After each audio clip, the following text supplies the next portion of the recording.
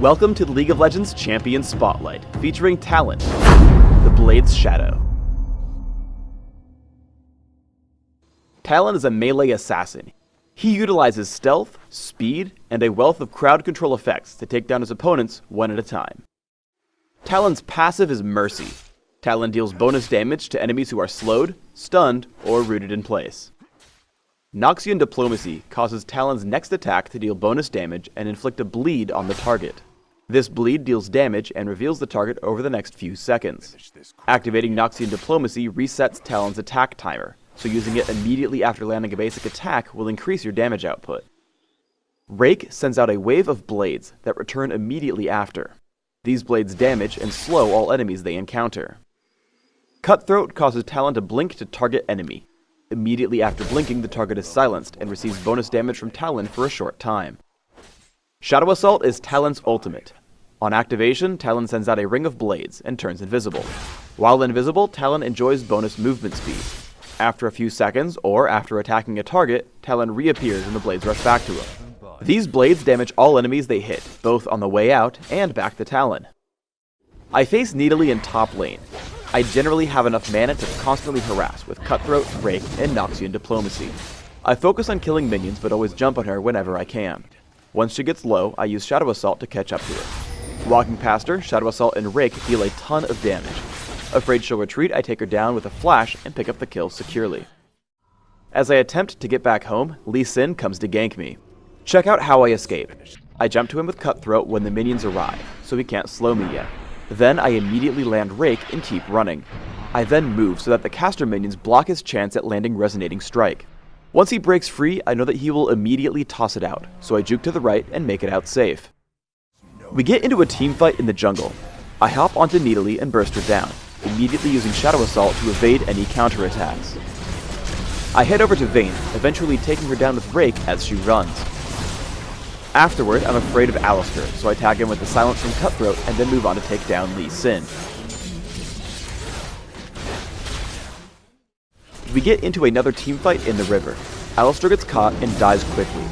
We push onto Kayle, and when I get kicked out by Lee Sin, I chase with Flash. Taking down Kayle, I move on to find Vayne. I know we'll win this fight, so I'm trying to clean up kills.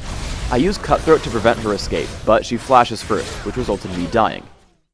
Our opponents make a comeback and have taken down some of my teammates. Thankfully, Talon shines brightest when your opponents have no cooldowns. Right away I jump Nidalee because she's low and a large damage threat. I then misclick and exhaust Alistar instead of Vayne. Thankfully, Jarvan knocks her up and we get both kills. After, I move on to Kayle, who has no chance to escape thanks to Jarvan's exhaust. Lee Sin joins the fray, who gets greedy when he sees Jarvan get low. Greed causes his demise and I get a quadra kill. Because Talon has good burst damage, he works really well in coordinated ganks. As Warwick and Twisted Fate get into range, I jump in with Cutthroat and take her down with Rake and Noxian Diplomacy. As an assassin, you have to do a good job of estimating your opponents. Making a wrong move will get you killed for no benefit. Here I've been harassing Nidalee and I think I can kill her. Unfortunately, as I dive her on the turret, she gets healed by Soraka's Wish and exhausts me, preventing me from dealing enough damage to kill her. I'm not sure if I could have flashed out, but either way I should have known both Exhaust and Wish were up. Talon does have some sweet escape tools. I get caught by Brand and Nidalee. Instead of panicking and flashing right away, I just pop Shadow Assault, using the movement speed and stealth to create a gap.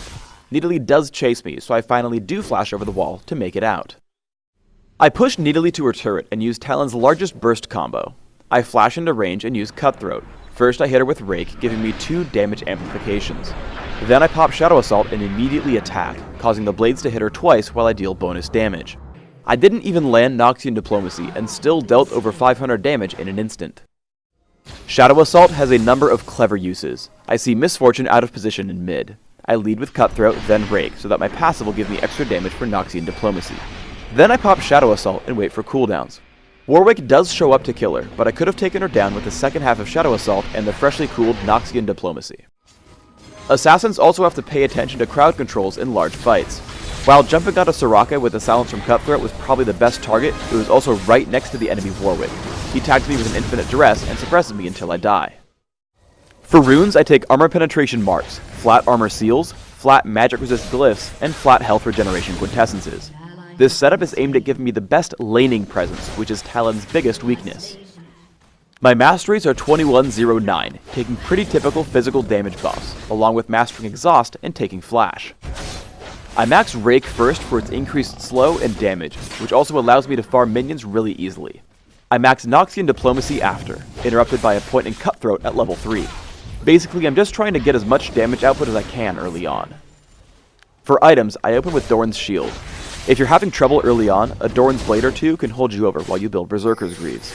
After, I grab Yomu's Ghost Blade as soon as possible, and transitioned into my bigger damage items with Bloodthirster and Infinity Edge. There are 2 items that I consider must-buy on Talon. Frozen Mallet will slow enemies on every attack, which guarantees your passive damage increase. Quicksilver Sash is the only way for you to remove Exhaust, so if you get stopped by enemy summoner spells, make sure to grab this item. Thanks for tuning in to the Talon Champion Spotlight. Please subscribe to the Riot Games YouTube channel up top and leave us a comment just below the video.